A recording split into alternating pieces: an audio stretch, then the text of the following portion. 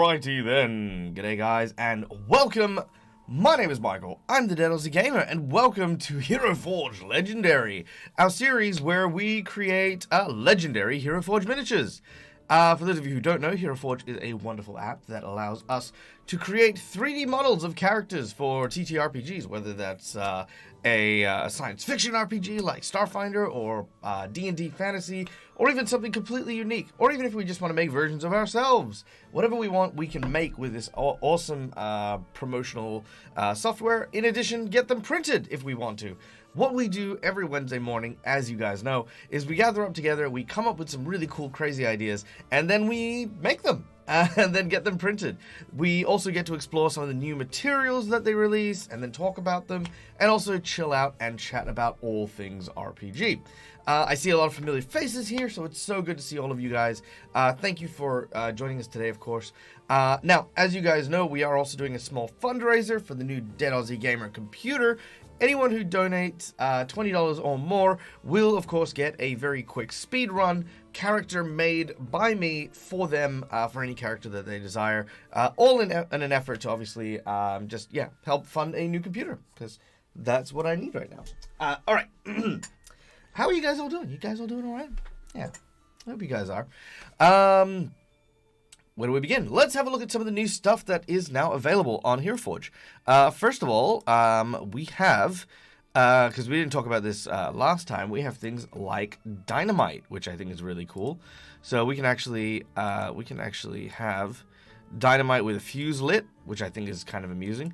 Although you can have, you know, like kind of bigger and weirder things there, but that one there is the one that's the good one for the dynamite being lit. We also have gourds now, which is kind of cool. This actually definitely makes me want to do a Drunken Master at some point, especially that one. This one here, yeah, that's Drunken Master territory. I'm like, yeah, that's going to be a lot of fun. There's also slingshots, but I think we spoke about slingshots before. These are some of the tech materials that we got from the sci-fi one earlier. There we go, here we go. We now have fish. Yep, that's right. We have fish. We have harpoons. Ooh, the harpoon actually doesn't look too bad, but that point looks so fragile. I'm so worried about that one. That looks really thin. I like the thin stuff, don't get me wrong, but that, I don't know, that would worry me. As well as a handmade fishing rod. Ooh. Oh, that's kind of cute. I like that. We have the professional fishing rod, also very cute.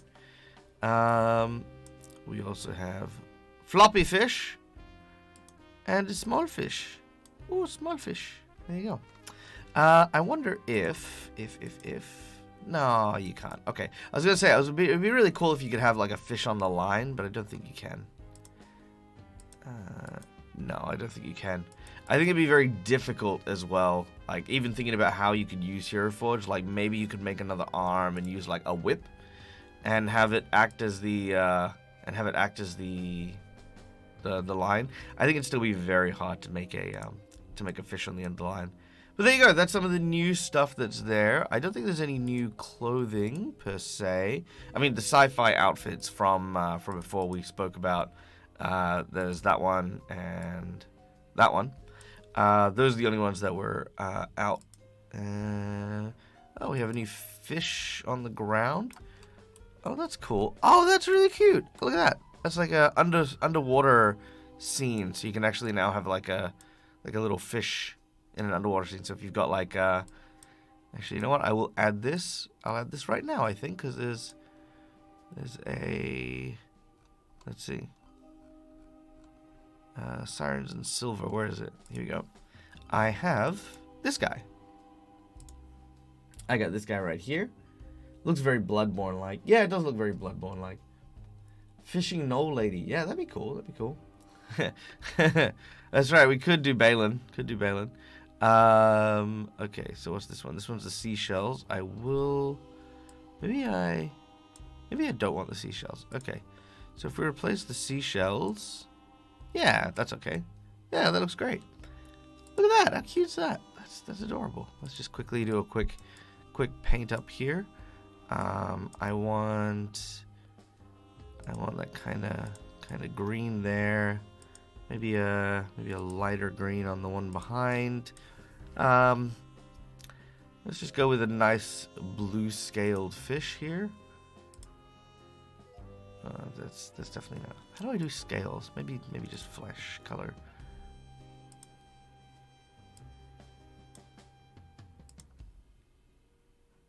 Pink fish. Green fish. No. Yellow fish. Yeah, that'll do. That looks good. And then maybe red eyes. Yeah, there we go. And maybe blue eyes. Yeah, there we go. That's it. And then just a nice little coral pink seashell. Kind of just that bony color thrown in. These are some more little rocks, so we can just add in a couple of different rock colors. Just some gray pebbles, I think. Yeah, they're beautiful. Look at that. And there you go. Yeah, look at that. Nice little underwater fishy scene thing. Yeah. Yeah, I dig that. Yeah, it's a cute little fish. I think that's a very cute little fish. All right, sweet. Well, there you go. So, so these are some of the new materials that we have. Add some resin later after you do the model, so it looks like it'd be wading through the surf. Yeah. Well, I mean, I that would be for me like a fully underwater thing, which would be kind of cool. But yeah, the mermaid genie. That one, no, that one was a mermaid siren. So that was actually a story I wrote about a mermaid who had been jilted by their lover and had cursed an entire island. There you go. Fish list. Fish. All right, so I guess next, where do we begin? What do we want to make today, guys? What are we feeling like? Throw out your suggestions on what we should build, and yeah, let's do a vote. Find out what we should make.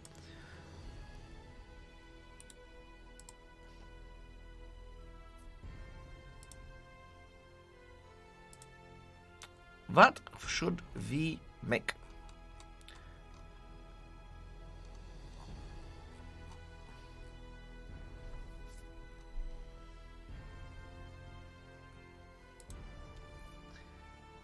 Should make Balin. Suggestion to make Balin. I mean, maybe we could make Balin. All right. Let's see. Where's my? There it is. New poll. HeroForge Mini. What should we make? Let's see. There's only 9 people in chat, so you've got a good chance of having stuff made. So let's see. Until he is bumped off, Balin is going in there. A necromancer. A rainbow necromancer with lots of skulls. Okay, that's rainbow necromancer. All right, a water genasi. That's a cool one. Water genasi. I like it. I like it. What else do we have? Let's throw out some other really cool ideas. And don't be afraid to go wild either. I mean, the thing is we can make a bunch of different really cool stuff.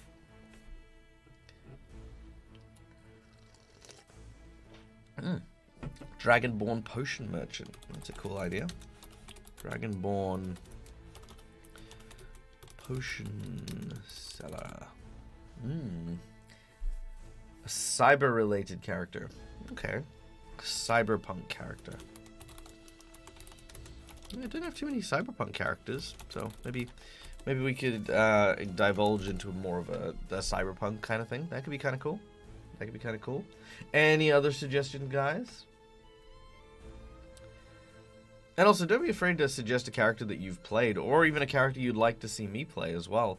There, you know, like if I find a HeroForge mini that really kind of sparks my imagination, usually those end up as like characters I play for shows and things. An old gnarled blacksmith on their last legs before retirement. Ooh, okay. Veteran blacksmith. A wizard responsible for maintaining rainbows, but is red-green colorblind. All right, great character concept. I don't know how I would translate that to HeroForge without making a rainbow blue green or blue black. What color did they replace it with? It's brown, isn't it? I mean, the only difference is, and by the way, I can actually give this one away. I'll let you guys know this one. If you want to make a rainbow, what you need to do is go into gear, go to your hands, go to your spells, and then there is a spell for I want to say it's this one. Nope. Nope. No, there you go. All right, there you go. It's the lightning orb, two-handed. So if you have lightning orb for two hands, it'll actually create a rainbow. You can actually color that in with a rainbow too.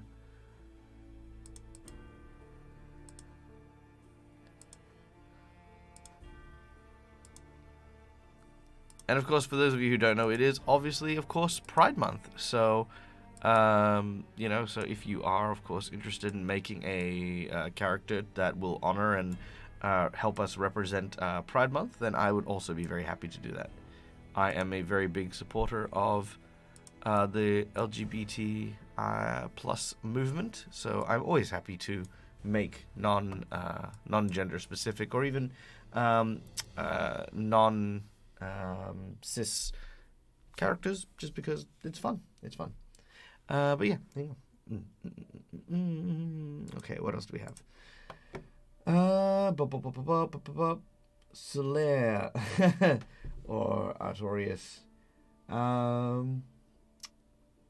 Yeah, I mean, making Solaire could be kind of fun. I think, however, we've got a few unique characters here, so I think we might go with them rather than making a pre-existing one. But if people do want to push for those ones, we can definitely try that one. All right, there's going to be 3 minutes. There we go. 3 minutes on the clock for this poll. So if you guys want to vote, please do so and let us know what you'd like us to see. Keeping in mind, we are going to, of course, have these models printed and then sent to us so that we can see how far we can push both HeroForge and, of course, the kind of quality that we'll get when we make these. So these are things that, you know, we should probably be really excited about and stuff like that.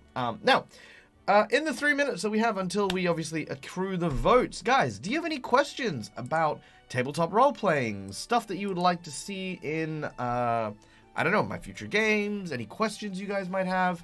Throw them out there, and yeah, we'll answer some questions as well. Because we like questions. Questions are good.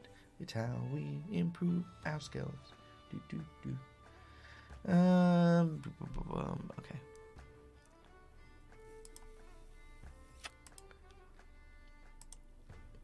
All right. Looks like we're tied currently between the Dragonborn potion seller and the cyberpunk character, with the necromancer coming in close behind.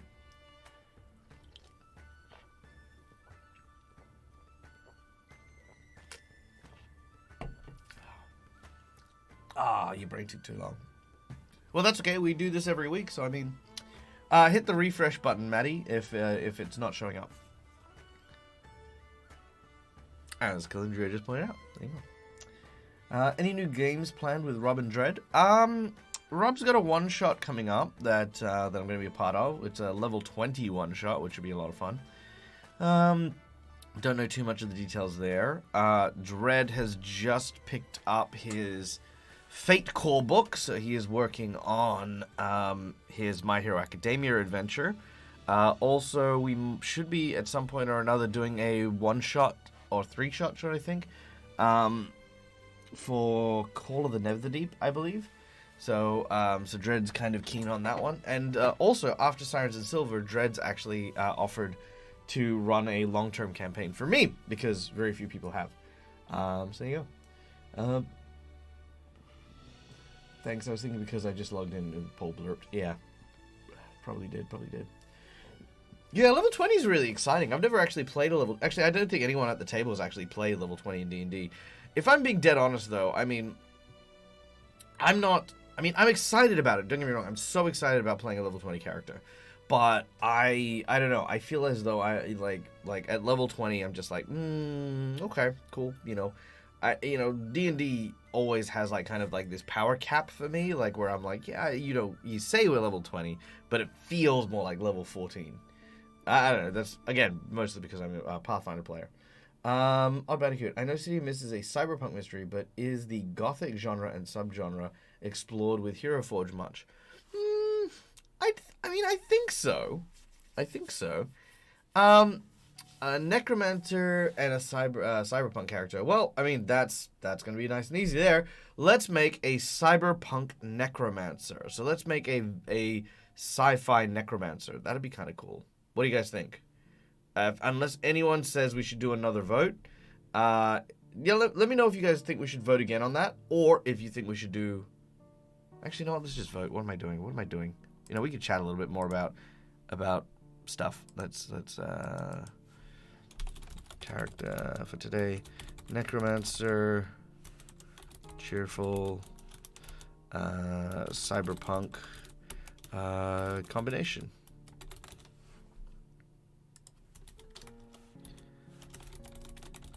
There we go. Okay, there we go. Let's see. I'm gonna put that on for 2 minutes. So there it is. Boom. Is Pathfinder going higher than D&D 20 levels? It can. There is actually a book for epic levels.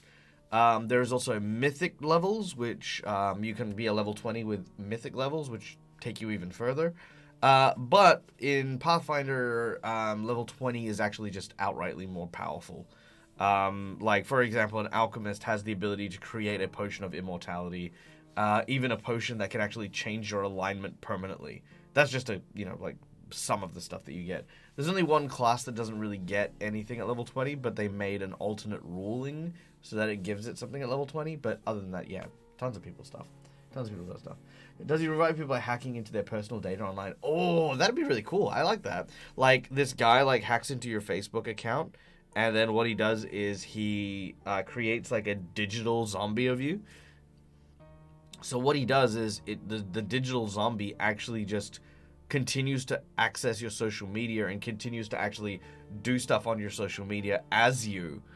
That's cool, but that's a freaking good idea. Holy crap. That's a stellar one, right? Like, yeah, very Black Mirror kind of character sort of thing.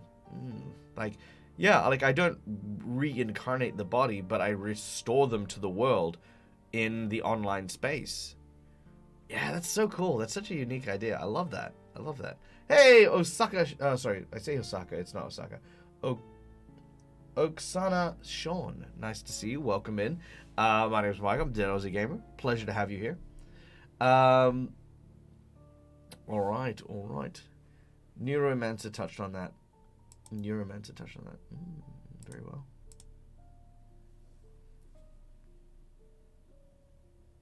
Be right back. That's one of the few episodes I can't watch again. Okay, fair enough. All right, looks like we are going with the Necromancer. All right, very well. So we're going with the cheerful Necromancer. So I guess the first place to start is what makes something cheerful? What makes something, kind of appear, like kind of... Because here's the thing, right? Like, a lot of people think a necromancer is morbid and gray.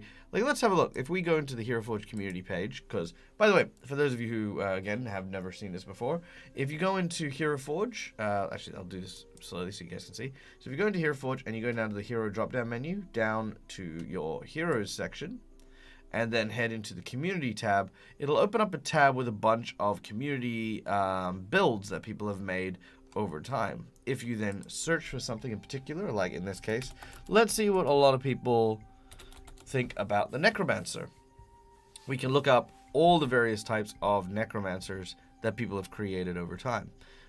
This one's kind of cute. I like this guy. He's kind of like just very, like, it's not like, over the top, like freaking like zombies and death and stuff like that. So that's kind of cute.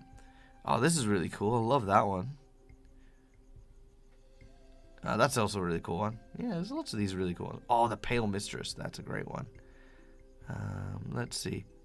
Ooh, I love the look of this guy. Enoch. Let's see. Let's just pick one. Here we go. The Death Monk Priest. All right. So a lot of people, when we talk necromancers, we think, you know, dark, broody, spooky, gothic colors and stuff like that. So yeah, like this is what I would say is a very typical looking necromantic character. By the way, this person has gone all out for this character. There's actually 2 models here, which we can see if we actually split apart this model. Where's your feet? There's your feet. All right, there we go. So as you can see there, he's used the floating body glitch in HeroForge to kind of create the cape that he wanted. But I think even without the cape, he's done a pretty damn good job. But I think he wanted the cape at the front and the cape at the back to make a tabard. Yeah, there you go. But yeah, made with a Bloom student mini recently for playing. Nice. That's really cool. But yeah. So yeah, what we want to do is we want to take the concept of a necromancer and make it cheerful, make it fun. So how do we do this? Well, I think we need to make a character who comes from a world or comes from a region where you are not ostracized for performing necromancy. So I'd imagine that necromancy might be something like maybe the undead actually keep a lot of their personality, so you know, it's more like treated like resurrection, or maybe the undead are used as menial labor, so it's not really considered to be to be bad. There's actually a movie. Let me see if I can find it. It's off the back of my head here.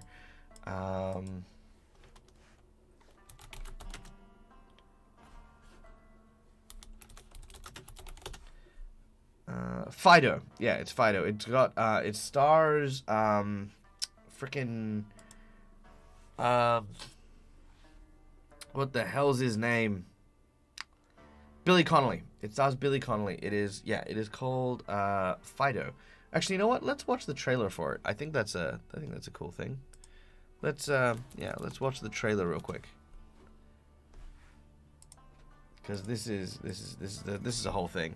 And I'm thinking maybe if we make a necromancer, we could set it in this kind of setting. There we go. Yeah, it's a very classic. Alright, let's get the audio going here. Alright, there we go.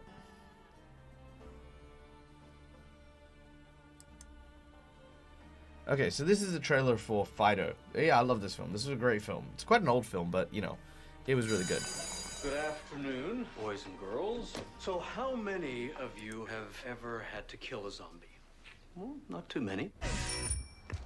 What would we do without our zombies? They take care of the odd jobs. Give me that. This is detail work. Flesh-eating maniacs need not apply. Do the housework. Oh, what is that zombie doing in my Easy Boy? And play with the kids. Nice catch, Fido. Names are zombie anyway. Mr. Theopolis has a name for his. I bet he does. Nicely done, Tammy. But for the sake of your neighbors, please keep them fed. Oh, jeez. That's Mrs. Henderson. We're in trouble, boy.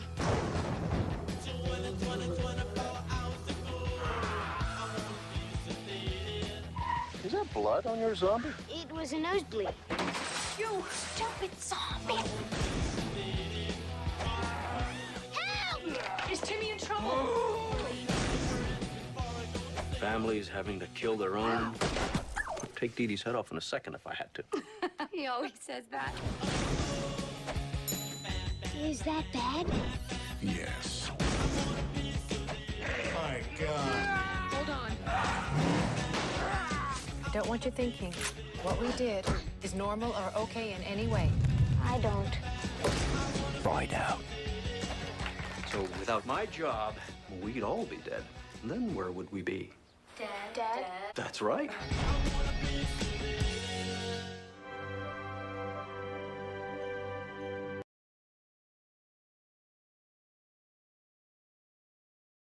Okay, cool. So there you go. So that is the movie Fido. yeah, it's a horror comedy. It's amazing and it's cute. I think if we were to create a cheerful necromancer, it would have to be maybe from somewhere like that. You know what I mean? Like, as you can see, there's lots of pastels, lots of big colors, very reminiscent of that kind of easygoing white picket fence life. But of course, there are zombies.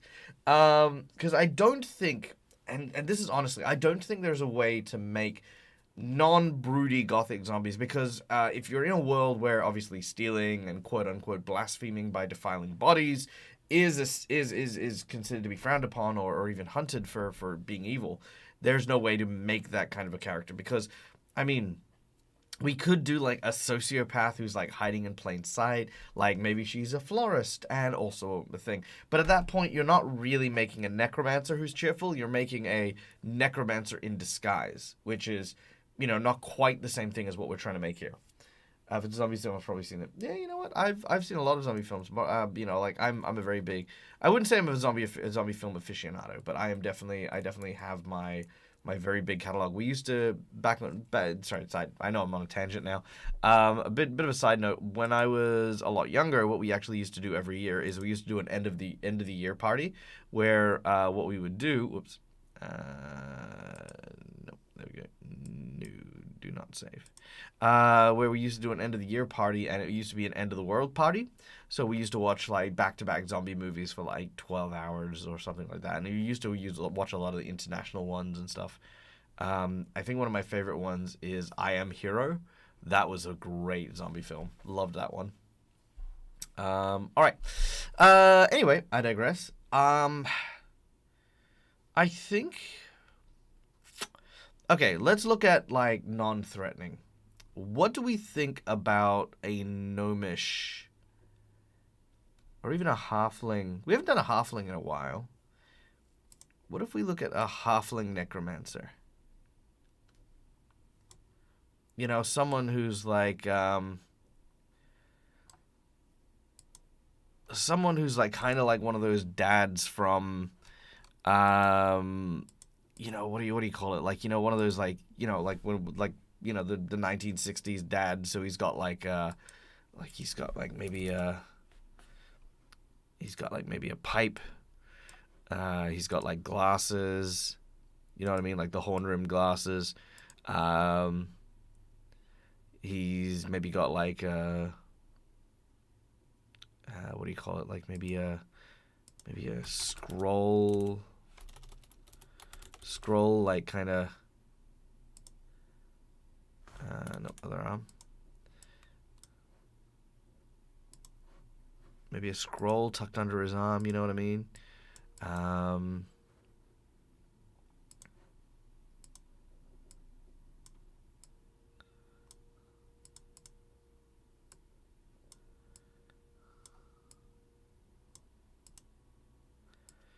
know what I mean? You know, something like that, you know. Now, Marjorie, I'm going to go and use the toilet. I wish not to be bothered. If you need anything, call on our zombie, because that is what we use in this day and age. Yes. You know, I don't know. Kind of like a Buddy Holly. Yeah, kind of like Buddy Holly a little bit, you know. What do you guys think? Is, what do we think? Do we want to make a zombie dad, as it were?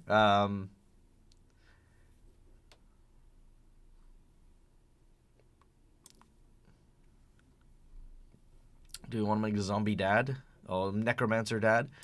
And then what we can do is we can actually add a zombie to this as well. I think that could be kind of cool. You need to do a HeroForge puppet time. Yeah, we could. That could be a lot of fun. For some reason, talking about pastels got me thinking about the 1950s ice cream candy shop. Oh, that's a cool one. I love that idea. That's a great one. You know what? I'm going to put that up for a poll. Let's see. Where is... There we go. All right. New poll. Necromancer. All right. So are we going with Necro Dad? Necro Mailman / Ice Cream Man?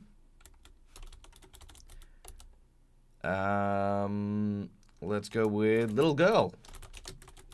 Like a little girl necromancer, or a little gnomish girl. What else do we have? With a zombie dog or cat. Oh man, see, yeah, zombie dog. See, that'd be exactly it. Like, the necro dad with a zombie dog. That'd be amazing. What else? The necro dancer. That'd be kind of funny. Like, kind of like this, like I don't know, a flamenco dancer, or someone who's like, got like a lot of really, really cool stuff going for them, like Coco Necro. Coco Necro, yes, that's right. Someone mentioned the Coco Necromancer. Now that one's gonna be hard. That'll be very hard because the Dia de los Muertos stuff is very tricky. But I think I've got a character already that's kind of in that vein. But we could play around with it a little bit and maybe touch it up and have a look at that one. All right, 3 minutes on the clock, guys. Thriller. That's a zombie, technically, not a necromancer, but yeah. All right, here we go. All right, poll is up for 3 minutes. All right, let's do it. Let's see this go.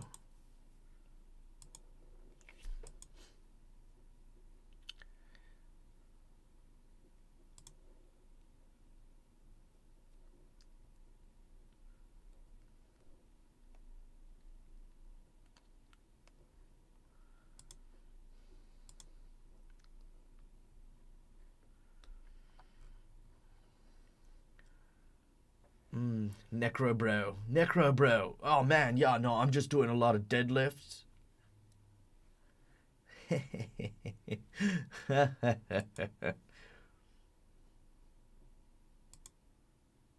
Look, it's my stream. I can pun if I want. It's my stream and I can pun if I want to. Maybe. I don't know. Where's my music gone? Come back here, you.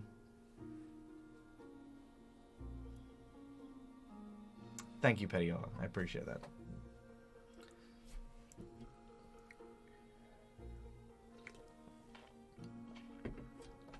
Ooh. Looks like the little girl is winning, followed by the necro dancer. Actually, while I remember, let me show you the Dios de los Muertos character I had. I was actually going to play this for the holiday game. Actually, this is a good topic, and please, I do not want this to go to a toxic place. So, constructive thoughts only, because we are going to be talking about some. I mean, I know we kind of keep things light, but we're going to talk about something a little bit serious here. So, as you guys know, the Dread GM runs a Hallmark game, which we play characters from basically a realm of holidays. You know, we've done Santa Claus, we've done Valentine's Day and stuff like that. So one of the characters I proposed was a character for Dios de los Muertos, which is of course the Day of the Dead. The trouble was we then began a conversation. So yeah, this is the character here, which I thought looked amazing. Right. The discussion then came in as to what is cultural appropriation. How far can you go? What can you do? What can't you do? Is this appropriate for someone to play who is not part of or from that culture? And it became a whole conversation. And eventually, you know, kind of put away. No, it is not an echo. It's just a ghost. Like, it's just a spooky ghost. I can't even remember what he was. I can't even remember what I built him as. But the end result was it would be safer to not, risk offending any cultures, which of course I think is a good decision. But it also got me thinking, cultural appropriation. Like, what if I wanted to really showcase and represent this character? So there were lots of little things like the candles, the ofrenda, my character actually had the ability, like, when he walked, he left behind marigolds, which is very important. And the weapon that he uses is actually the manifestation of an aljibe, which is a type of clay. I say clay, I think it's pottery, but yeah. Doll that kind of transforms into their weapon. There's lots of little nods to the culture, but the question was, is it appropriate? So yeah, it's definitely one of those questions, especially when you look at things like, hey, let's make the Coco Necromancer. It's like, okay, well, you know, for a person like myself in the online space, making someone that is you know, culturally insensitive might be something I want to avoid. But I think cultural, it's all about intent, right? If you intend to do justice by the culture and sort of explain it and stuff like that, I don't think it matters what denomination you belong to, as long as you are doing so with respect and with the absolute intention of, you know, kind of educating people on a lot of the cultural significances, a lot of the heritages and the traditions. I don't see a problem with it. So I have no issue with making characters like that, so long as we can stay respectful with it. So same thing with the Coco Necromancer suggestion. If we are doing something like that, we should definitely make some good references and make sure that people are aware of it. Yeah. Coco is already a Disney movie. It's already been appropriated by Big Mouse. Yeah, that's true. It has been. But I'm not Big Mouse, you know? That's the thing is, I don't know, it's kind of like if you know, one person jumps off a bridge, you know, kind of argument there. You know, it's like, do I want to be the one to also do that? But yeah, you know. I wikied it. Australia observes it. I think it depends. Australia does have not a large denomination of people who observe it, but we do have some people who do. Absolutely. Australia is actually a very multicultural nation, despite what Crocodile Dundee will have you believe. You know, like, for example, I am an immigrant Australian. I'm actually Southeast Asian Australian because I come from the West Coast, and the West Coast of Australia is actually very close to Asia, so there are actually quite a lot of Asian descent people here. Whereas over east, where a lot of Australia got settled, has a lot of Italians and Greeks as well. So, you know, like here we don't really have too many of them, but over there's a huge cultural difference. So it's Australia's very versatile, very, very versatile. Yeah, there you go. All right, we have one with the little girl and the necro dancer. So I guess we want to try and make a little girl dancer who is a little girl dancer who's maybe one of those like beauty pageant queens, like, you know, the big floofy frilly stuff. And yeah, maybe that's the direction we'll go.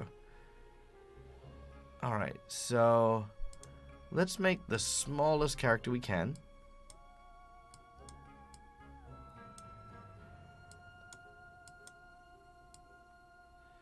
Okay, it's a little girl, so no bust. No curves, no booty. Well, I mean, regular booty. Okay. Let's see. Hair. Give me a head with hair. Long, beautiful hair. Let's see. Where's the...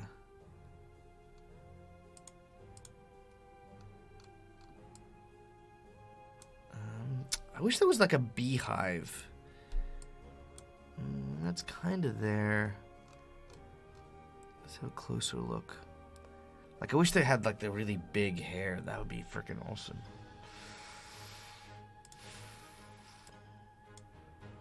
Yeah, that could kind of work. Oh, here we go. What about that one? Nah. It's not quite what I'm after.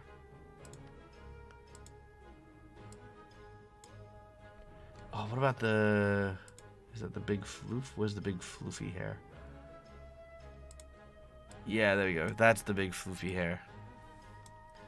Not a fan of beauty pageant contests? Okay, let's explore the idea then. Let's see. Malakisa. Voicing cultural appropriation as when someone uses an aspect of culture to gain benefit to those when those aspects are frequently used to punish members of that group. Like in the US, the black women's hairstyles are frequently appropriate white women.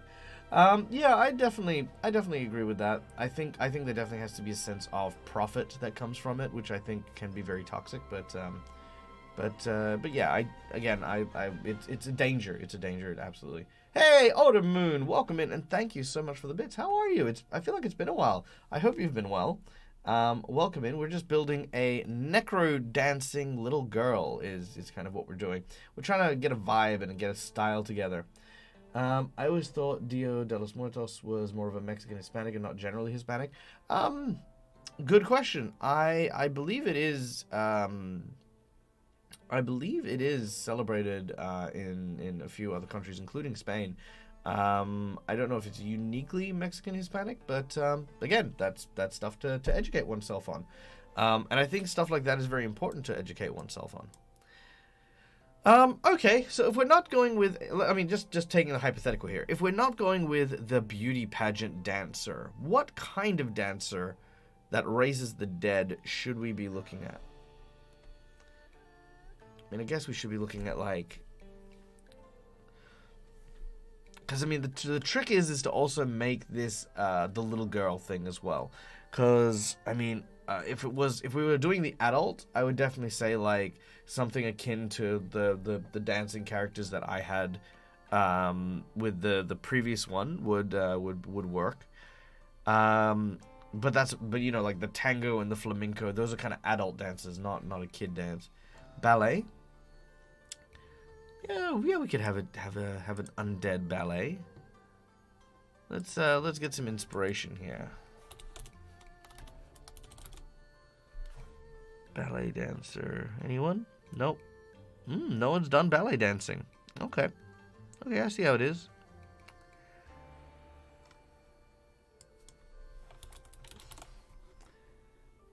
Somehow I have something Avatar inspired in mind. Avatar? Okay, interesting. Yeah, lots of people doing the waltz and stuff.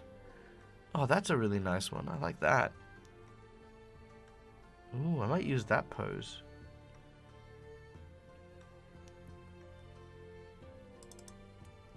Let's have a look here.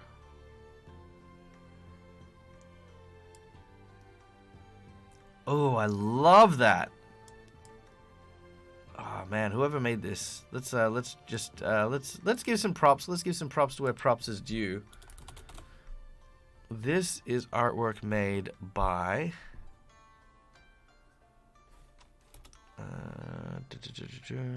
where is it? Why is it not showing it to me anymore? How dare you? Oh, okay, so this is a pose that a few people have made. I don't know who the first would be.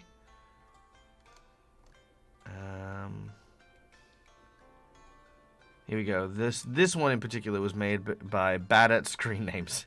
That is a phenomenal name. So here are some of what Bad at Screen Names has made. These are some pretty cool ones. I love the electric stuff here. That's really cool. Yeah, very cool stuff here. Oh, I love that gold wizard. That's also amazing. Oh, dude. Yeah, well, Bad at Screen Names, if you are watching, well freaking done. Well freaking done. All right. So what we're going to do is we're going to take this pose. We're going to take this pose and we're going to turn it into a child one. Turn the oven off after you remove the food. Yeah, it's a very good tip. Please do turn your oven off when you are done with it. Actually, turn it off before you're done with it. If you're a pro, once you've used the oven, once it hits the timer, you turn it off and you leave your food in there for a little while. Okay. All right. Ooh, I think that's kind of working for the shorter status. Okay, that works. I don't think we need to change the posture. Again, let's get rid of the bust here. And let's get rid of some of the curve in the booty. Let's get rid of the piercings. Yep, I do not vibe on the piercings. And let's go with just normal eyebrows. I think regular teeth might work. And we'll just close up her mouth a little bit. Just a little bit, not all the way closed, you know? Like, closed is fine, but I like the little bit of the smile gap, as it were.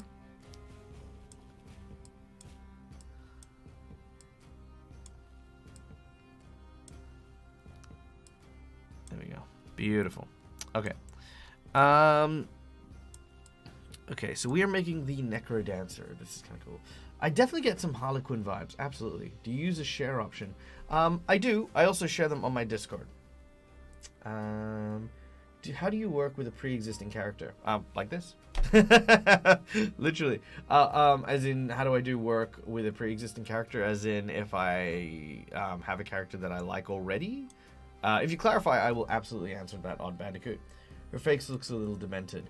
It does. We'll fix it. We'll get there. We'll get there. It's fine. I feel dumb. I'm glad I didn't go to bed without leaving the kitchen on fire. Yeah, it's true. It's true. Holly. There we go. Okay, cool. All right. Okay. And by the way, the reason why she looks a little weird is her eyeline has changed, which we can and will fix in due time.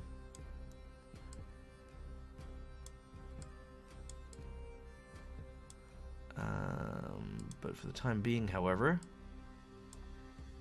we have to continue building the right vibe. Okay.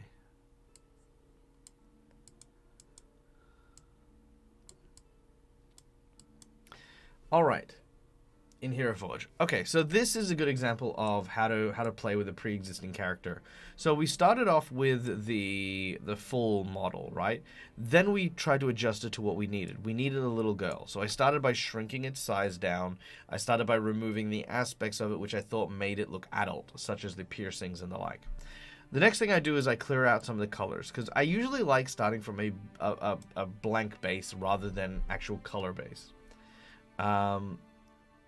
As opposed to liking and purchasing another character. Oh, as in, how do I work with a pre-existing character? As in, if I want to print out a character that already exists. Oh, well, it's easy. You just, again, go into the community page. If you find something you like, make sure that you save it, and then, yeah, you can print it as well. Do we want to keep the sword or look at some options? I'm definitely going to be looking at some options. Okay, because again, we're looking at the necromancer type vibe. But the most important thing is we were looking at the dance. So, the ballet dance. Okay, so I think the first thing we need to look at is the upper body. I think something relatively form-fitting would work. Nope, wouldn't want to give me that. Unavailable with current character. Why is that unavailable with current character?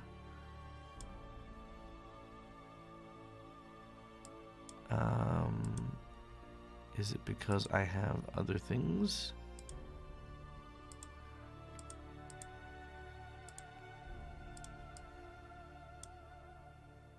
Interesting. Why can't I use that top?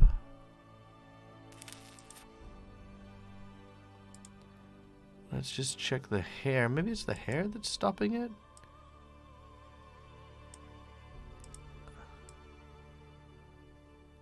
No, maybe the shoulder pad. Yeah, maybe the shoulder pad's stopping it. Okay. So if we remove the shoulder pads. No. Weird. Okay. Whatever. We'll make do. Alright, something form-fitting. Like kind of the leotard that the ballet dancers wear for the most part.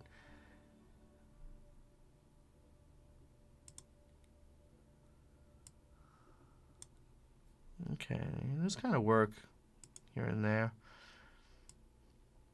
Oh, that's a good one. I like that one. Yeah, that's great. I dig that. I was trying to see what you were looking at on the menus option to choose and then change. Is it a custom model top? Sorry, that was long-winded. I was trying to see what you were looking at on the menu options to choose and then change. Ah, right. Okay, so I'll walk this through again. Let me just save this one so we can come back to it. But because, again, this is all about a learning experience. So at the top of the screen where you would have your hero, you would scroll down to the hero section. Once you go there, if you are a subscriber, that is to say you have a pro account, which is, like I said, still dirt cheap, you can select on the community page. Once there, you simply type in what you would like. For example, let's type in Druid. That's a good one. And then it'll come up with everything that has the tag of a druid. Find one that you particularly like. So, you know, actually, let's look up fish. Let's see what people have done with the fish so far. Look at that. Someone's already made a fishing pose. Oh, someone's done the Kraken. Look at that. That's really cool. I'm going to show off this one. This one's really cool. Ah, see, that's rad. I love that. That's amazing. And they've even grabbed his leg. Oh, that's so cool. That is really, really cool. The only thing I think I'll change is now that we have the new harpoon.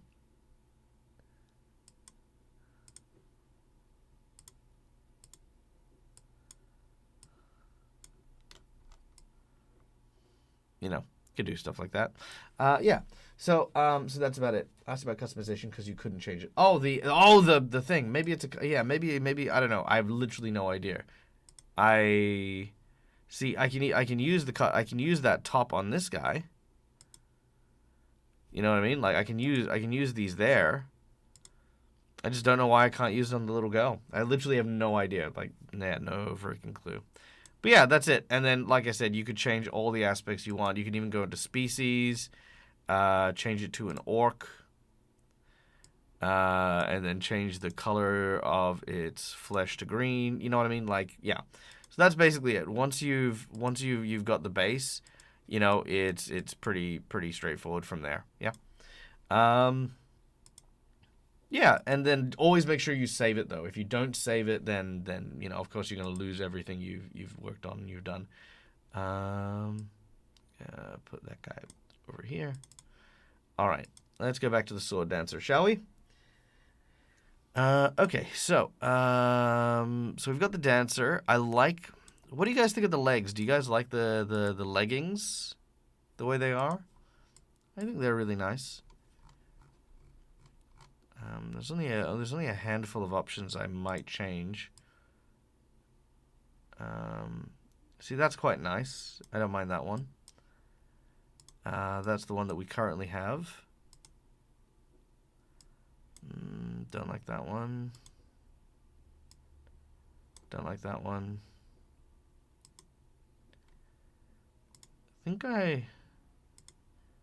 I think it's torn between the dress or the silk fabric one.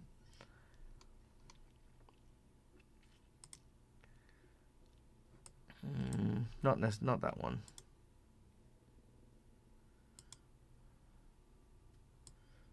I think that's a bit adult.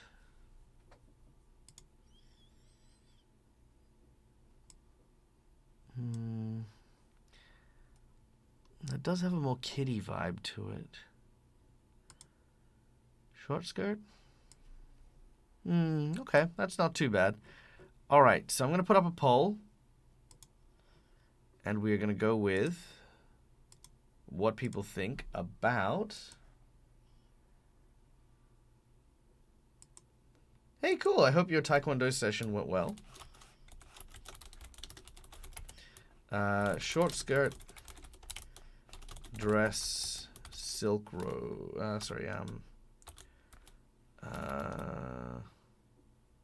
don't know. Chain with robes. There we go. Done. All right, 3 minutes on the clock. Okay. So, just so that everyone knows the options, this is the skirt, short skirt. This is the dress, which I do like the dress.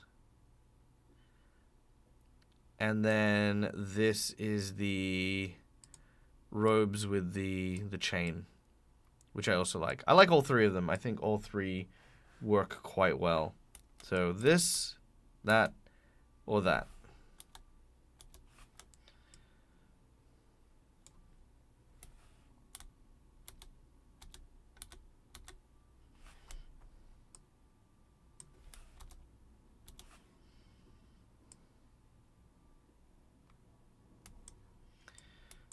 I think this one's a good one. I think the weakness of that Actually, I don't think there's a weakness in that. I think that's a pretty good one. I think the short skirt is fine. I think we'd actually also add in leggings as well. So I would add a decal to it to add like kind of like shorts underneath, I think. Zombie Punzel. I like that. Zombie Punzel. Oh, you know what? We could easily go with like a creepy, macabre zombie toy maker, and like the little girl's like a ballerina or like a zombie, like you know the things you have in the music boxes and stuff like that. That'd be kind of creepy. But I think we'd be stepping away from the idea of a cheerful necromancer. I feel like the silk one's a little more plain, more appropriate for ballet. All right, looks like everyone's going for the dress. So everyone kind of likes that one. I agree. I think my heart is telling me that this is the right one. Okay. Cool. And then let's look at the feet. I'm sure there are ballet shoes. Yeah, there we go. So we have ballet shoes. Ballet shoes with a bow. Ballet pointed flats.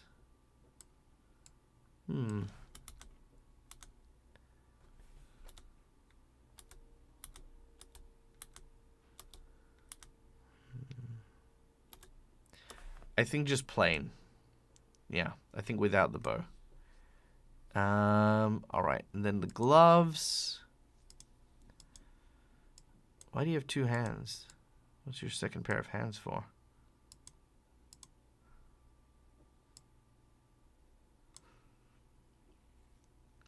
Let's get rid of those hands, shall we? We don't need them. I'm sure that they were part of the sword stuff that they originally created. Also, watch out for that because they do charge extra for your hands. So if you are using someone else's model, do be sure to check it before you print it.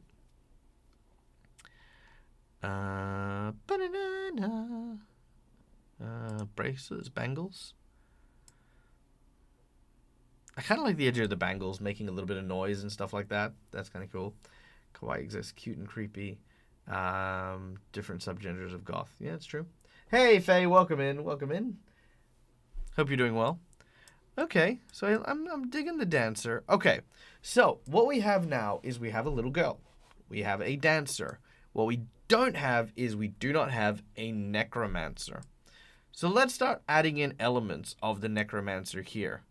Once again, we are going to just quietly clear out the pre-existing colors, just so that we can start from a base.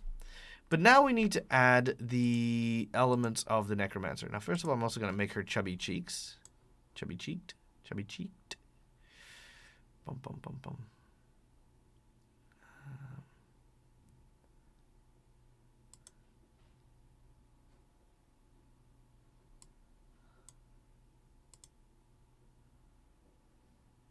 I think that kind of works. Yeah. Yep, chubby cheeks. There it is. So little girl with big rosy cheeks. We love it. All right. Now we need to add the necromancy stuff. So where do we add the necromancy stuff?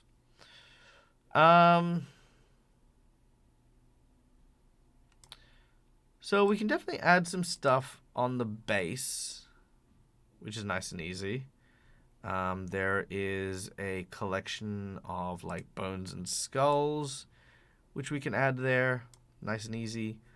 We can also add in like a couple of wafts of energy, which we can easily theme to kind of like be that kind of necrotic kind of spellcasty kind of thing, which I dig. Let's see, where's the... Okay, I think that's fine. There we go. This is the one I want. I want that over here. And then what we can do with that is...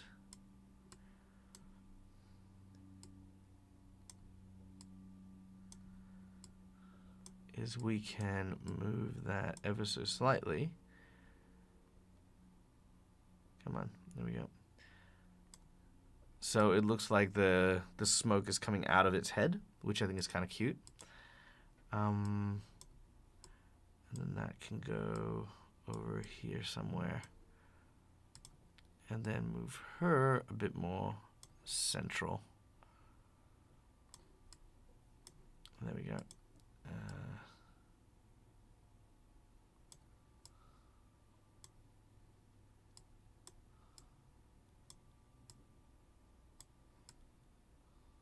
There we go. Yeah. So that's added in that creepy necromancer kind of vibe here. Yeah, I love that. That's really cool. All right, so there we go. Necromancer's going to be two things. Is a skull sash possible? It is, but with a different dress. So if we looked at the leggings for the Warlock, which are... Hey! Welcome in, Forgeling! Nice Richard, friends. Hope you are doing well. Hope you're having fun. I heard that you were forging this morning. How was it? Did you guys have fun? Did you guys enjoy yourselves? Let me know. What'd you make? You know what? If it's not too much to ask, my dear, wonderful friend, as I'm shouting you out, will you do me the honor of sending me a photo of what you have made so I can show the people who want to know what it was that you built today? Because you are a very talented craftsperson, a wonderful performer, and a dear friend. Which is why everyone here in chat should definitely go and follow and subscribe to the Forgeling. He is one of the, he's our dear friend Thomas. He's one of the cast members of One for All, and more importantly, he's one of these the most creative like forgers and craftsmen that I've seen on the Twitch space. So yeah, it'd be great to see what you were up to. As for you who have just come in, we are chilling out. We are building a HeroForge character for a community stuff. Nerd! We are building HeroForge community characters. We are making a little girl dancer who happens to be a necromancer. So we've got the girl, we've got the dancer down. We're now adding the necromancer elements to it. So we've added in this really, really cool, like, kind of skull kind of motif to the base. We're now just adding little tiny bits and pieces of like that necromancy stuff to it. Yeah, yep. I love that it rhymes. Let's see. What else we got? Where is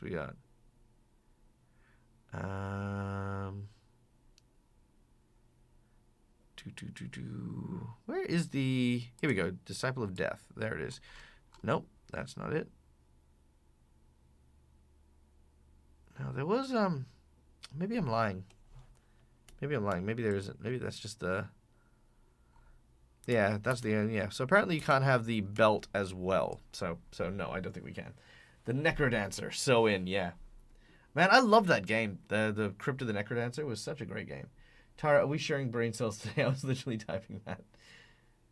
Yes, we were. All right. Okay, so we need to add more necromancy elements to it. Now, obviously, there are some spells and abilities that do allow us to kind of dab into that. So we've got like the spells, we've got the magic, we've got the evil unholy books, we got the war drums. Lots of really interesting things here. I mean, maybe if she's holding a wand, and then we kind of add that, like change the grip up, as it were. So she's kind of holding it, well, I mean, I say she's holding it behind her back, but she's really not at this point, is she? There it is, there, and then kind of like that, you know what I mean? I mean, I'd have to adjust the hair and stuff like that, but... You know, we've got, like, she could definitely have something like that.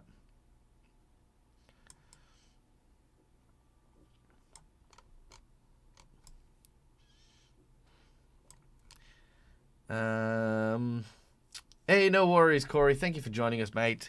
Always a pleasure to see you, and I hope that your work goes swiftly and efficiently. Yeah, I kind of like the skull there. I wish it was shorter, but what we can do here is we could potentially adjust the hair piece just to kind of look like it's... Okay. Alright, so it looks like we have to go with the main hairpiece here. Because if we can twist it just to kind of look like it's sitting over the top, right? I think that would work. That would work fine.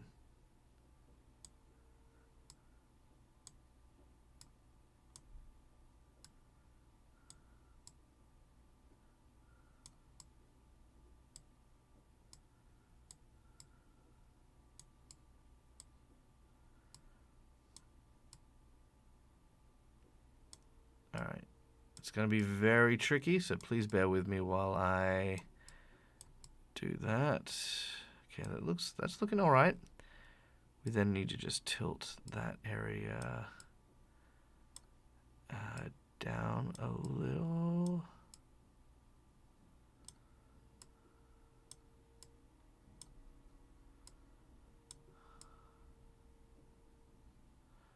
There we go.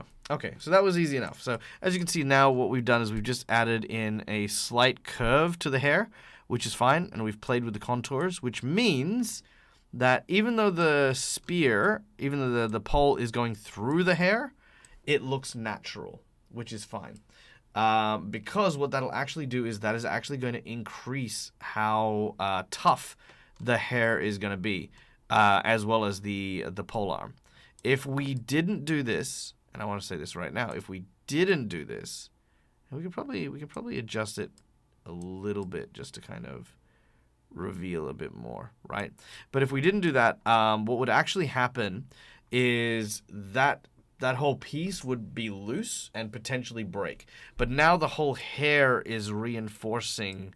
The whole hair is now reinforcing the actual staff, so it means it's actually going to be nice and solid, and it's not going to come off, it's not going to break off. Even the arm as well, because anything that's going to lash out, like in a long length, the more plastic that's attached to it, the stronger the model is going to be. So here, that's just going to be a nice, firm, strong model right there. And we created the creepy kind of, you know, cool little scepter thing, which I love. I love that. Let's clear the colors again, just real quick, because we like to start from a base. Okay, I think we've added some skull motif, which is great. Let's look at the decals and see what else we can play around with. For example, face paint's always a good option. How do we make skull face paint? I mean, stuff like this, like with the blood stains and stuff like that, that could kind of work. That's a bit morbid, because we're still aiming for cheerful. We're still aiming for like that kind of like very cheery kind of thing. What if we go with...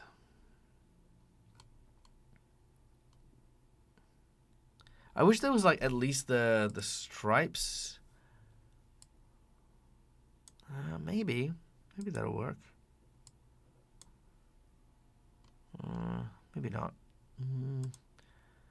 That's a tough one. All right, let's see what I can do here. If I do this, if I do that there, I then add in, say, some light shadow marks there, followed by the war paint first, which is that one. Maybe even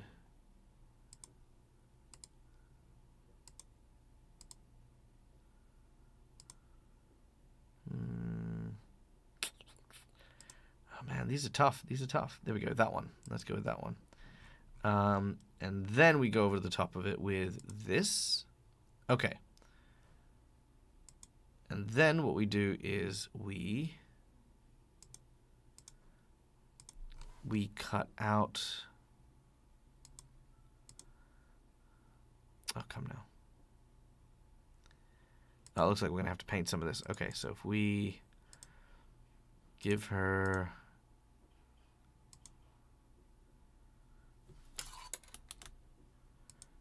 that complexion. We then paint these sections black and gray. And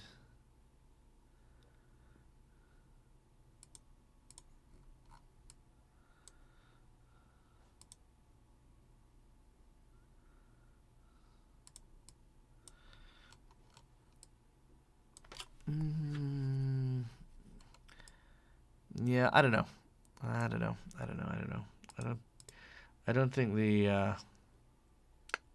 think the beard works. Yeah. Hey, Etherfeather, nice to see you. Welcome in. Okay. Interesting. It's very hard. It's very hard to do skull stuff on the face. I mean, I know they've got a mask, but I don't want to really use the mask. You know what I mean? Like they've got a couple of really, not that one. Oh, these are kind of cute. I like these. Actually, I don't hate that. I hate the fact the cheek pokes out, but I don't hate that. Where's the mask I was thinking of? Yeah, this one. So this is kind of like the death mask that's currently there. The skull mask, but again, I don't want to take away from the childish stuff. The mouth with lip color. Yeah, okay, that's true. That's true. Having lipstick is very mature, very adult.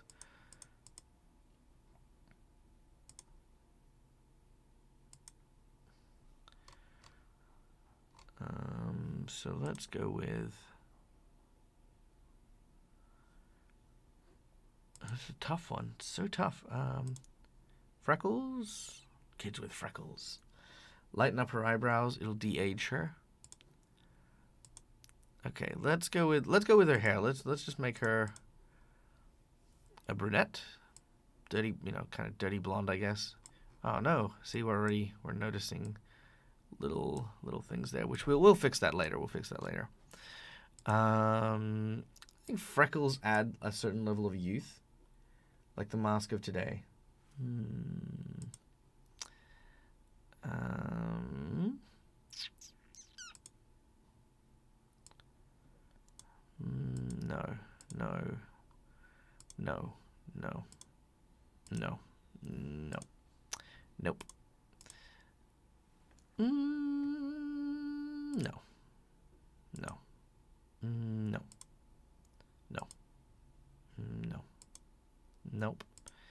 Nope.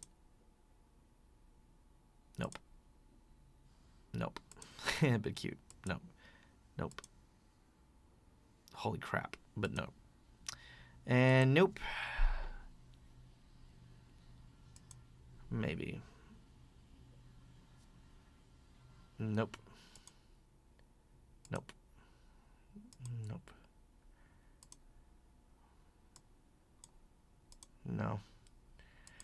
Nope.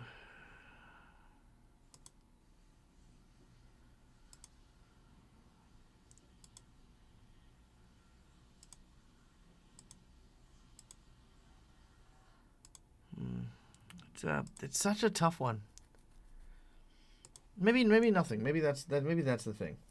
All right, got to get to bed before work tomorrow. No worries, Autumn Moon. Thank you so much. Yeah, freckles are so good for a youthful look. Yeah, dark eyebrows could work. I have naturally dark eyebrows and my hair is lighter.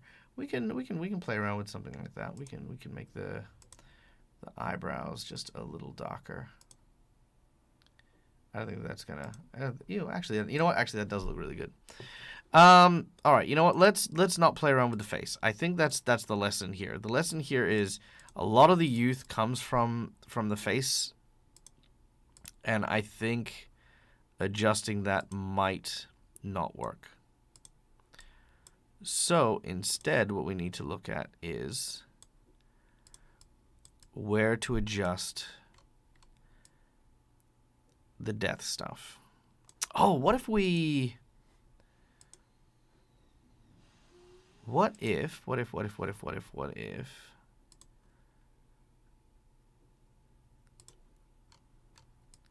we do the heterochromia. Oh, and the hair. Yeah, no, absolutely. And the hair. Totally do the hair. And if we do like...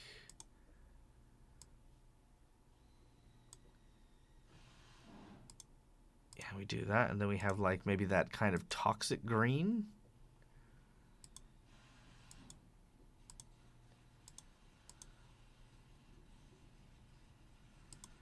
That lime green, and then maybe a couple of streaks of black in it.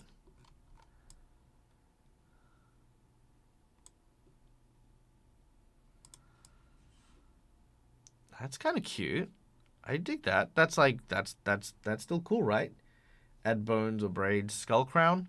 I don't know if a skull crown would work because it would cover up most of the hair. Because that's the necromancy one. That's the bone one, so I don't think that's going to work. Is there any other accessory that would make sense? Because we didn't really look at too much of the headpieces and stuff like that. No, I don't think too many of the things are going to make much sense as far as hair pieces go. No.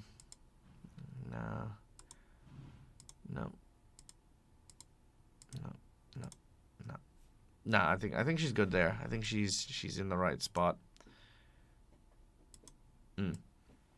Yeah, I think she's in the right spot there. Start red on one side, go to purple to the other.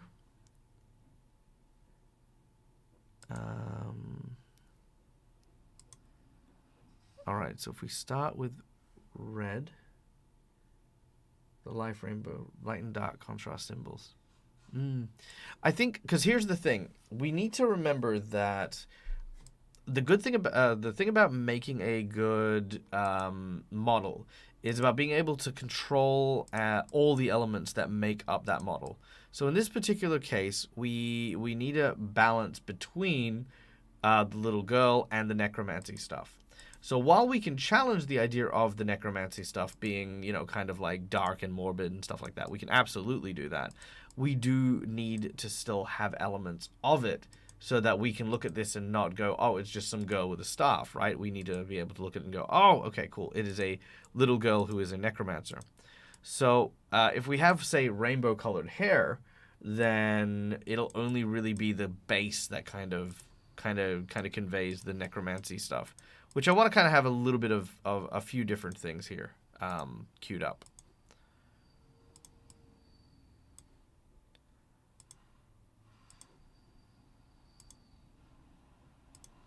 And boom, there it is. Okay, very nice.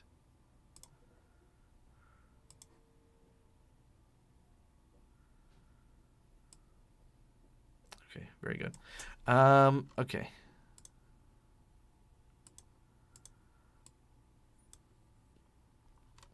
So what we can definitely do, though, is we can definitely add in the multiple colors here.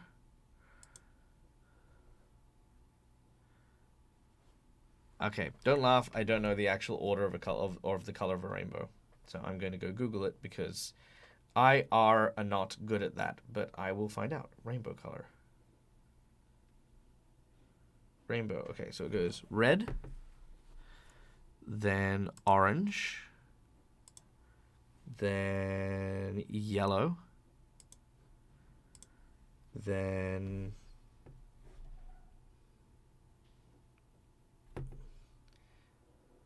green, blue. Okay, so there's just not enough here. Green, blue, and indigo. Green, blue, and violet. Okay, green. And then what we can do here is maybe we can go blue, green, and there. And so it's almost like it's continued on that way. So yeah, as you can see there, that's kind of carried on the line. Red, orange, green, blue, yellow. Don't forget the purple too. Rainbow is color for me and color for you. That's very cute. That's very cute. I like that. All right, but what do you think of that? What do you think, instead of like, because obviously we don't have enough bands on one of the bangles, have it start on one hand but then flow and kind of finish on the other? Do you guys like that? Is that Do we appreciate that? Is that a good one? There are extra invisible colors at the top and bottom. Are there? Are there? I didn't know that. I mean, look, you could tell me stuff like this and I'd believe you because I've got no reason to doubt you. And two, I am very gullible. Super gullible. Dag has been known as Dag the Gullible in the past.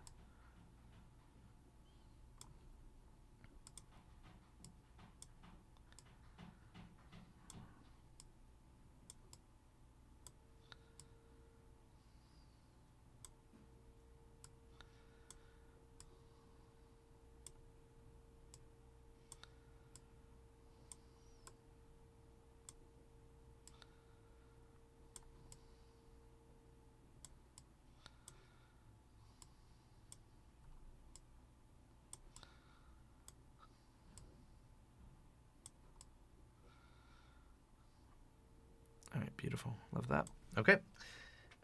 Infrared at the top and ultraviolet at the bottom. Ooh, I did not. Didn't I know that gullible isn't in the dictionary? It isn't? Oh, I see what you did there. Yep. Damn. Well, fool me indeed. Maddie, how dare you? I thought we were friends. Thought we were comrades in arms. I feel like that we'd known each other for so long, and yet your betrayal is poignant and visceral.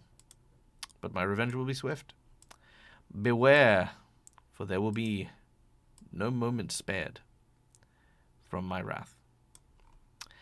Okay, there we go. We got little pink fingernails, which I think is cute. All right, these are looking great. These are looking awesome. Outrageous. All right, yeah, I dig that. I think the colors are coming in nicely.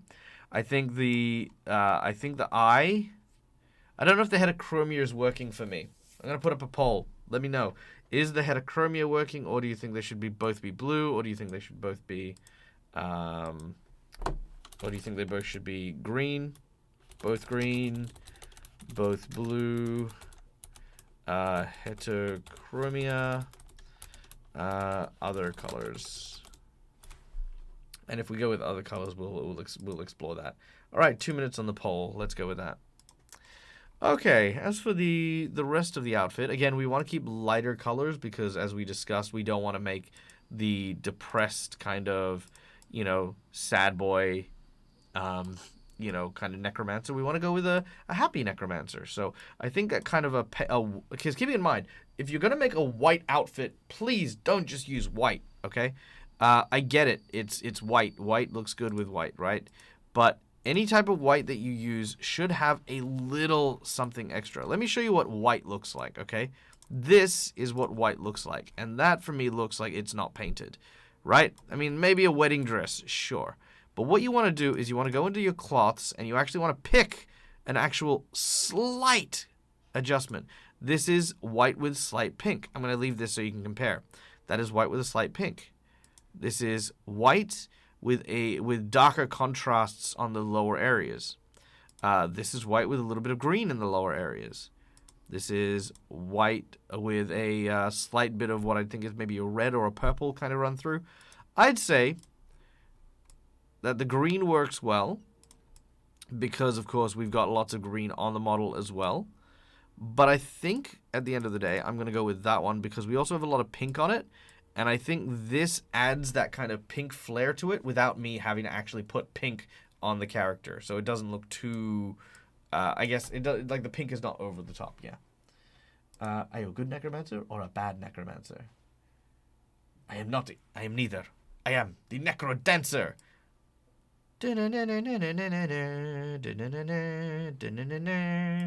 Alright, I'm supposed to be an adult and still don't wear white. There you go. No one should put their child in whites anyway. I'm just asking. They're all in mud. Yeah, it's true. It's true. Children are dirty. Go with blue-brown rather than blue-yellow. Okay, okay. Heterochromia. All right. Heterochromia, but I go with blue-brown rather than blue-yellow. Okay, let's have a look at some of the other heterochromias. I think the green works. And the reason I think the green works is because it ties together the hair quite nicely. But let's have a look at some of the other colors here. If we go with, say, a brown color. I don't dislike that. I don't think it pops nearly as much. That type of green, I definitely say no. Red. Yellow. Aquatic blue. Oh, the aquatic blue is kind of nice. Hmm.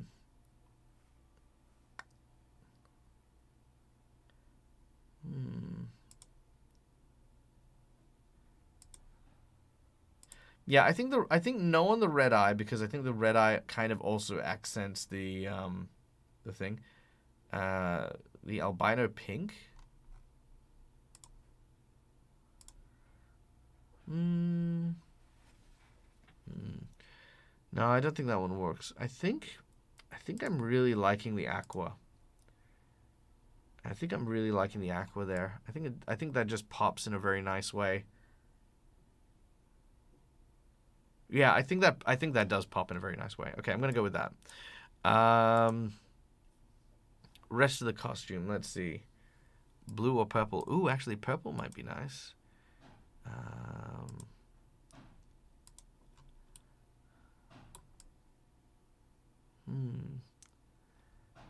Again, I do not mind that. Hey, no worries. Thank you for joining us, Mally. We hope to see you again sometime soon. Thank you for hanging out. Sleep well, my dear.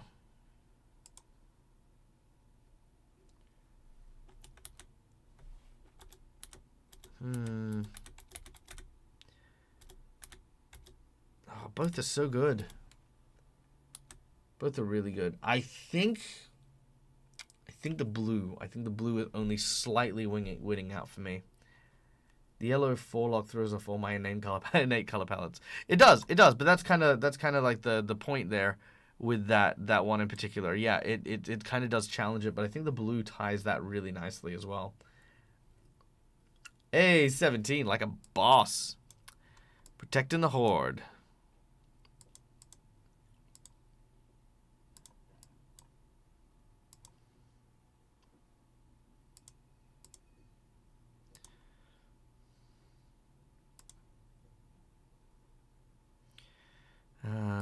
Let's see.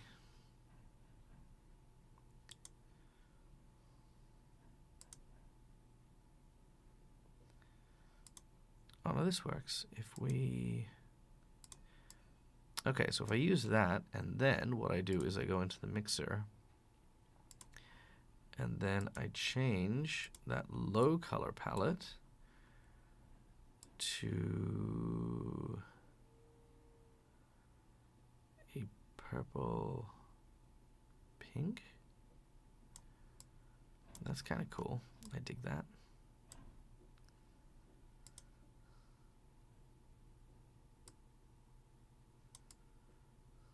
Oh, it doesn't change that. I don't know why the recesses are still quite red. Oh, there we go. Oh, the glow. That's why. That's why. All right, mid's fine. So we changed the low glow to that pink as well. There we go. So we got that purple and that bright pink, which I think is quite nice. Yeah, there we go. And then what we can do here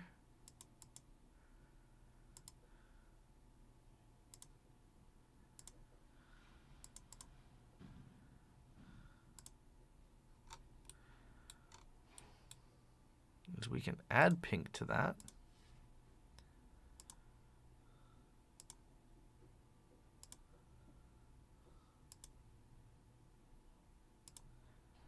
There we go.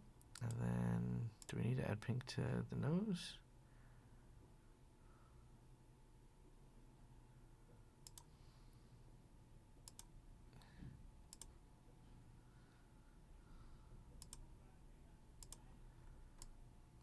Yeah, that'll do. Maybe purple. What do you think, purple? Is there a brighter purple?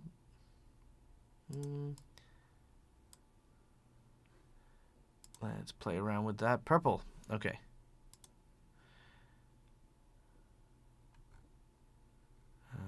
Let's see.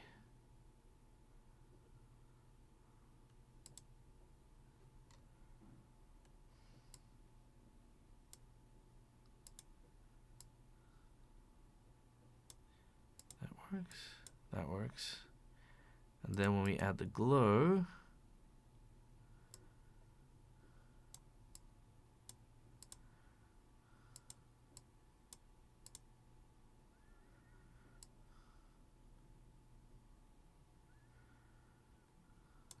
there we go. All right, so that's a better glow. Okay, cool. All right, so then we've added that glow purple. Yeah. Man, freaking top form for the freaking, yeah, rolls on you. All right, thank you, Odd Bandicoot. Rest well, my friend. We're pretty close to the end. We've got like maybe 20 minutes remaining, so, all right, let's see if we can wrap this one up. I'm definitely digging everything that's happening right now. All right, let's add in some extra colors here. So of course, let's add in just a couple of just some muted colors here that are nice, just to kind of like help frame the picture. Maybe not there. Let's go with a marigold kind of color. I think that's going to be a really, really nice touch. Plus, it's a nice additive to talk about the Day of the Dead stuff that we were mentioning before. So I think that's quite nice.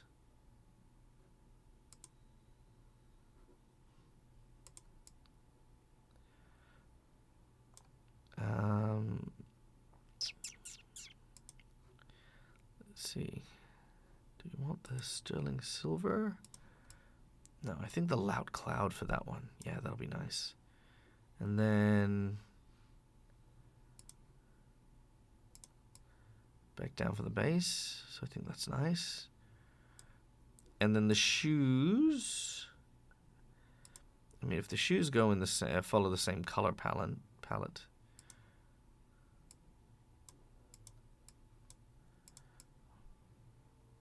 I think maybe the slight green would help there.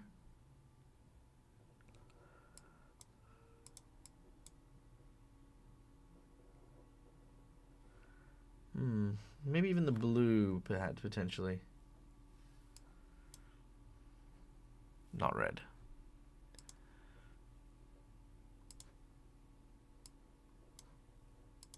Green?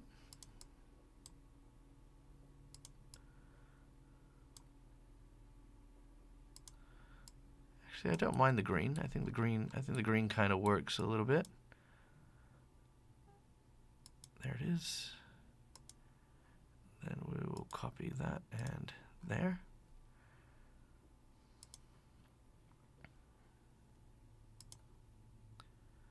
Yeah, that's a cute one. I like that.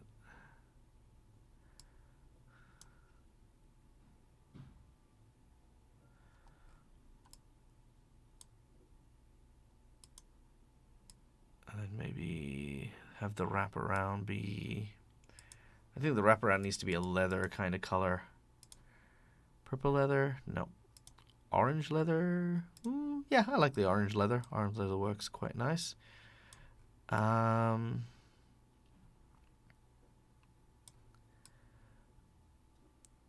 Okay, I think that's working. I like the wooden floor idea. Wooden floor ballroom. Yeah, we could try that out. Let's have a look. Because the floor...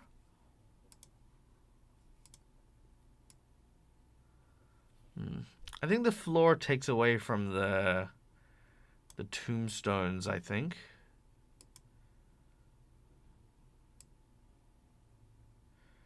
But that brick floor could actually look really cool.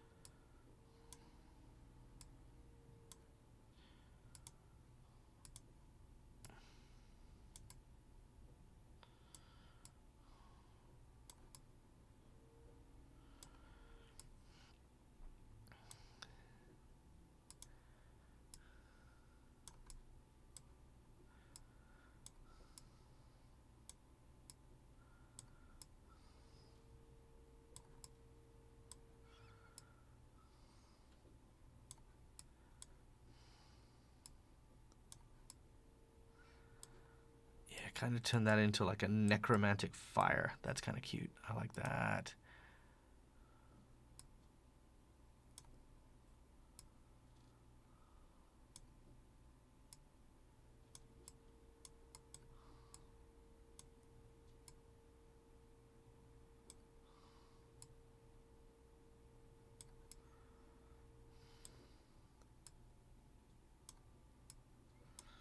Okay, I like that. And then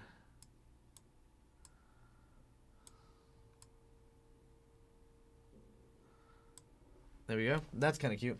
I know how we did all the things with her eye colors, but what if they were closed, like she was caught up in the music? Ooh, okay, let's try that. I am not against that idea in the slightest. Let me just make some quick adjustments here.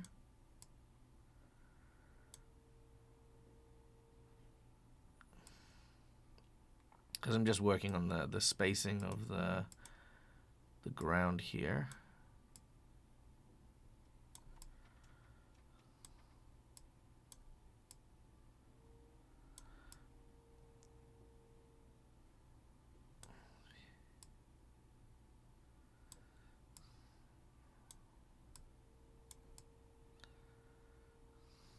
Okay, I dig that.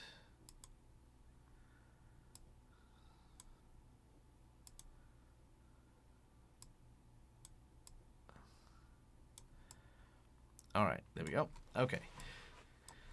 I like the ground. I think you were right. I think the rough ground kind of didn't work, but I also think the wooden ground didn't work. But I do think that I think this mix matched cobblestone kind of thing looks really, really nice.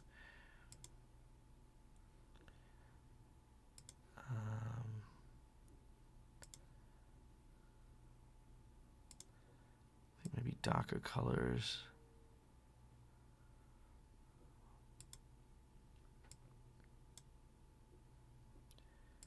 I think maybe.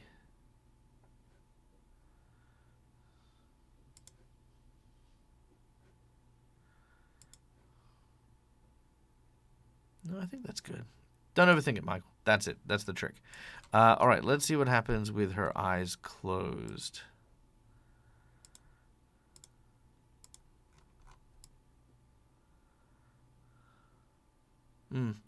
You know what? I actually don't mind the eyes closed. I think that kind of works. I think the rough bit is that we then also still lose a little bit of that necromantic stuff.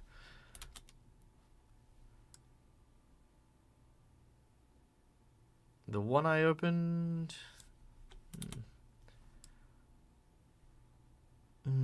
It does work though. It does. I'm not gonna say no. I'm just gonna say I'll have a think about it. I think this is one of those ones that I'll need to like address when we get to the review episode where we review all the models that we're going to be printing for any final adjustments. I think whether the eyes should be open or closed, we'll come back to that.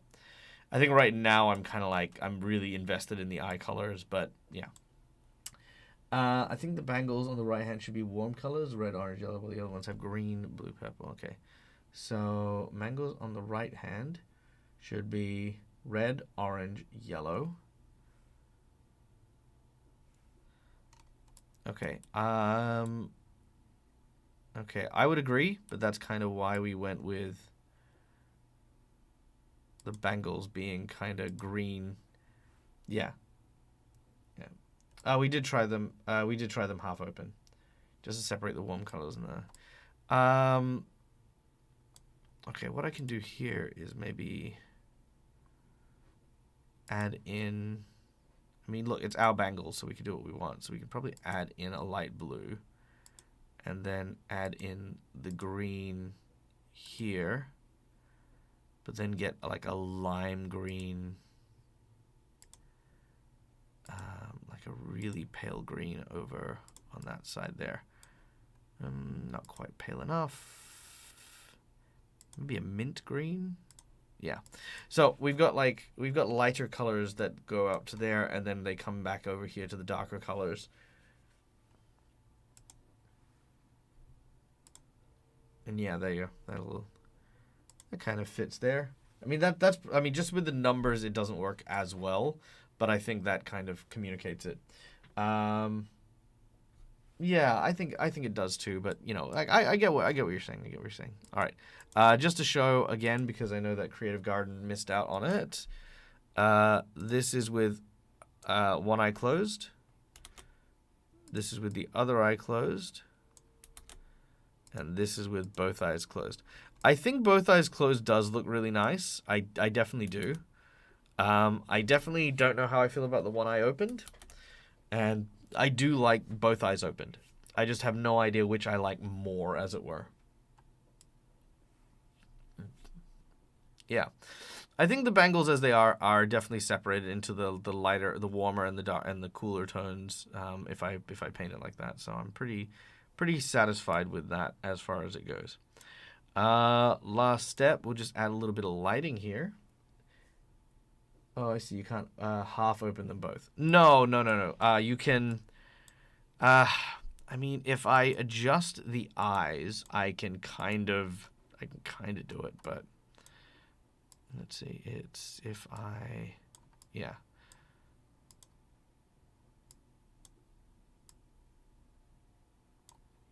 Yeah, that's, yeah, which you can probably see is just, yeah, just doesn't quite work, but that's the only way you can really, you can only really do it that way.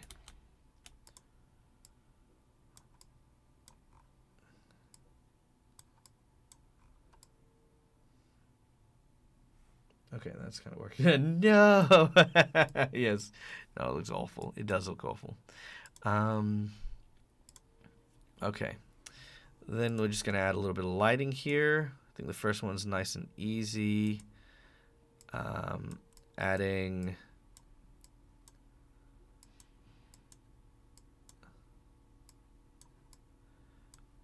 just some of that pink purple intensity over this side. I think is quite good.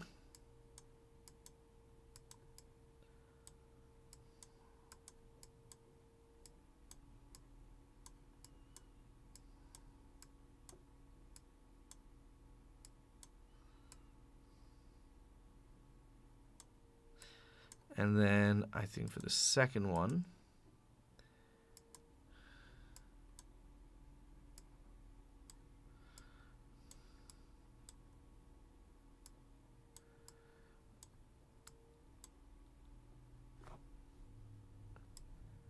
we add maybe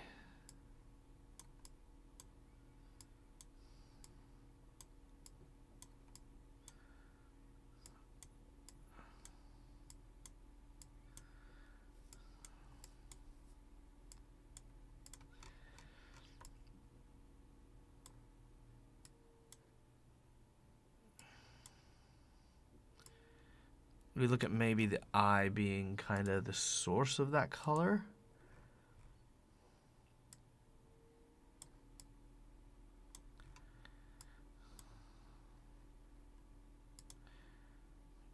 Then we'll just lower up, no, we'll increase the intensity of that one. So that's fine. And then we lower the intensity of this one, just so it's a little green and not completely green. Yeah, there we go. Although I think maybe moving it away, increasing the intensity. Yeah, okay, there we go. All right, so that way we've got like almost like the two halves, as it was, one green, and then one pink. So that kind of works well. What do you guys think?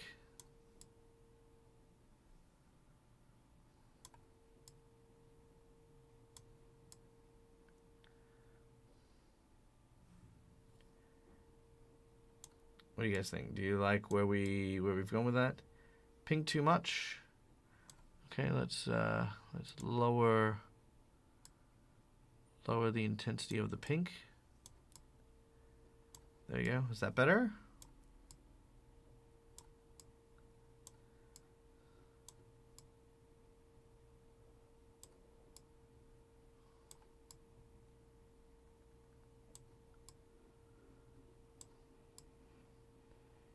Shouldn't green be on the other side?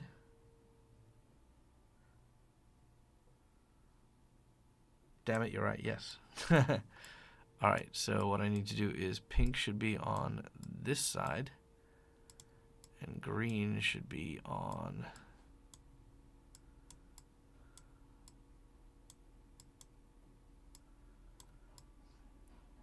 this side. And then green should be on that side. And blue should be on that side. Yes.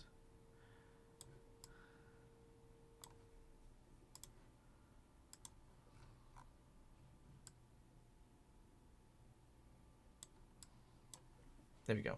Yes, there. I think that is. I find the spike shape questionable. The spike shape, as in the spikes here. Actually, you know what? With the pink glow and that black streak, it actually does match the spike that we went. That's kind of cool. Hey, goblets and warlocks, what's up? How you guys doing? Welcome in, guys. Guys, go check out Goblets Warlocks. These are a group of wonderful streamers.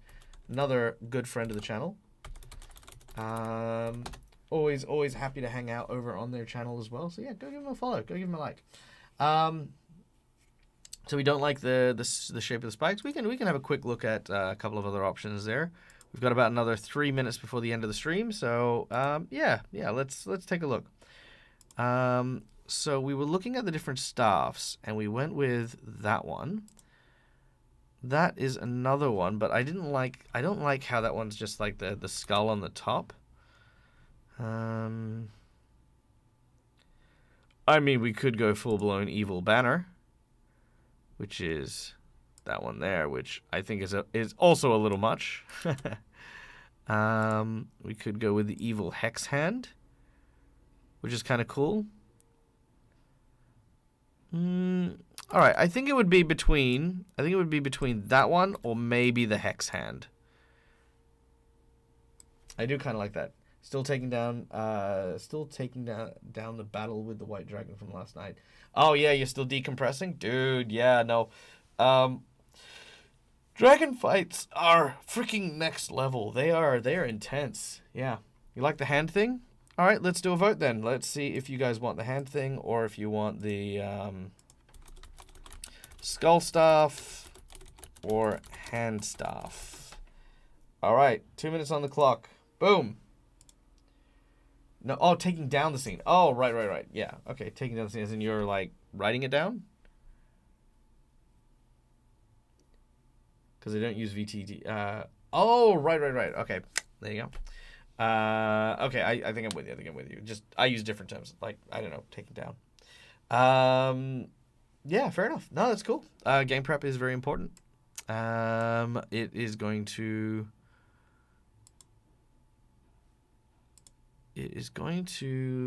be, there we go. Okay, cool. Yeah, that's it. Okay, a lot of people are saying yes on the hand staff, so that looks like what we're going to be doing. Can the hex hand be colored like the spike? Like the spike was? Yeah, it should be. Should be able to. So that was the color that we had. All right, and I would probably say we could still color in that, and then we had the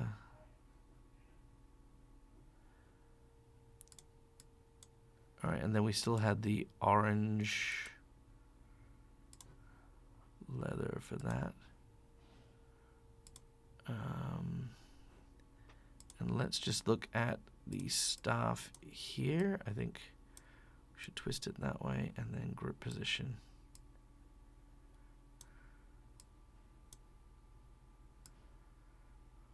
Okay, now keeping in mind we don't want it to go too long either, because again, same issue. If we make the staff too long, it becomes more flimsy.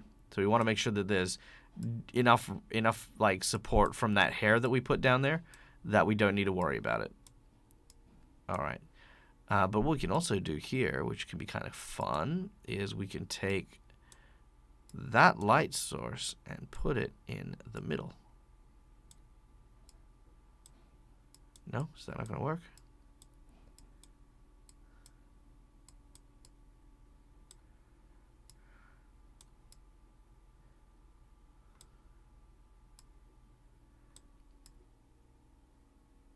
Yeah, okay, there we go. That's it. Yeah. So because it's so close to the source of the intensity, that palm should come up really, really nicely. Yeah, that'll be really cool. That'll be really cool.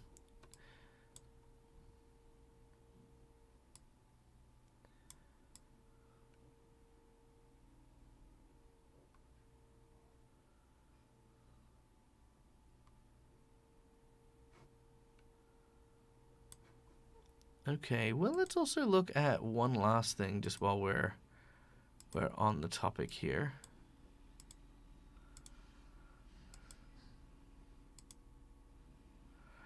Let's see if there's anything worth putting in here. No, I don't like those ones.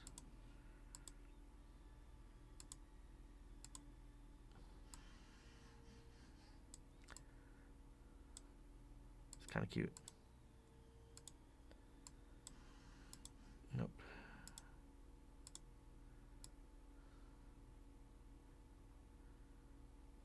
Oh, that's not bad. Ooh, no. No, I think I'm overcomplicating it again. I think I'm doing that thing. Yeah, I think I'm doing that thing. Overcomplicating it. Her face looks kind of sickly green. Is that intentional? Yes. Maybe not that sickly green, but yes, it is supposed to look kind of... Alright, there we go. We can lower that a little bit. And less pink intensity. Okay, let's lower the intensity of that pink just a smidge. Because we still want there to be some pink, just not overly.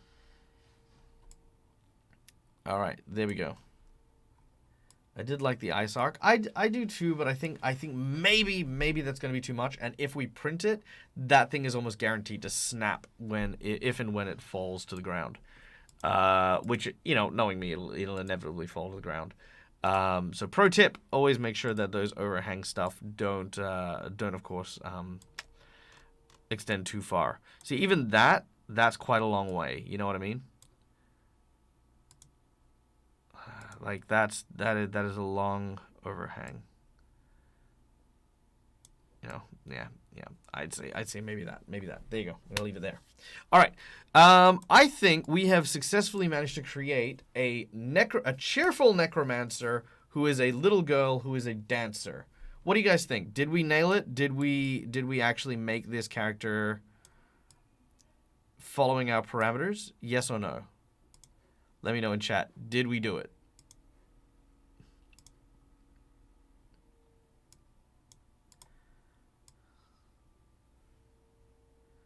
She's cute. Nailed it. Nice.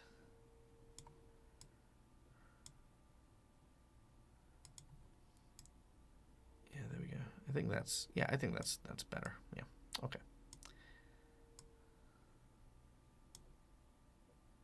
No, I don't think it needs to be all black. Just I think those two bits. Yeah, that's fine. Yes, we nailed it.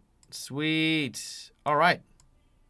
Well, with that, ladies and gentlemen, and with our Necrodancer now done, you could build up a cloud puff for a base. Yeah, no, definitely could definitely build up, use some of the tail decals to kind of do that. Absolutely. But we have reached our time, sadly, ladies and gentlemen. But we have definitely done some fine work here. So first of all, we are going to call this, we're going to call her Sophie the Necrodancer. And I'm going to put him in the fantasy, dark fantasy category. We're going to give her the tags Necromancer, little girl, and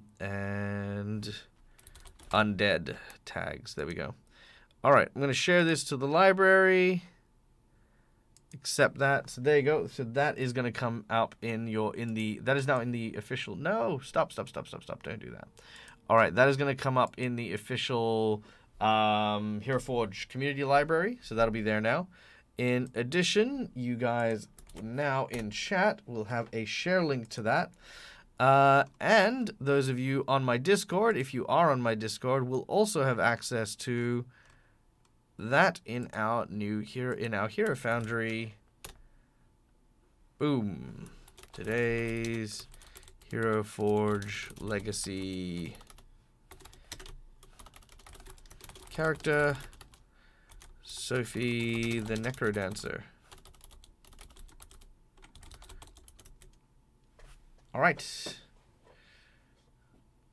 Done. Sweet. All right. Very happy with how that one came out. I think that's going to be a lot of fun. This one can now go into our legendary folder. So we've got a few cool legendary characters coming up. So we've got Echo, Echo the Jester. We have, who else is coming this round? We're going to probably print out one of the Woodland Pixies, probably not all of them. Sophie the Necrodancer. And I think I'm also going to be getting Bismarck, who is the big Atlas alternative. So there you go. Yeah, we've got a few guys coming in, so that's going to be great. So I can't wait to see how HeroForge is going to print this and what it's going to look like. We've added a few like little things, like obviously we've made, like, even though she's on one leg, right, we've made her reasonably stable. So we're going to see how stable she actually is going to be when she comes in. And we also added in a few lighting effects, so we'll get to see how those play out as well. Thank you guys for coming and hanging out with us this morning. I hope you guys enjoyed yourself and had fun. We will be back tonight for the continuation of Curse of Strahd, where our heroes are going to be facing off against the evil Count themselves. The group are holding their own, which is fantastic, but we will see if they can keep this up or if they will indeed succumb. All of that and more will, of course, we'll find out in due time. We are now going to go and raid. Who are we going to raid today? Who is out and about? Who is doing stuff? Let's see. Careful cantrips out and about. Ice cream sandwiches. Ooh, you know what? We haven't raided ice cream sandwiches in a while. So let's go raid them.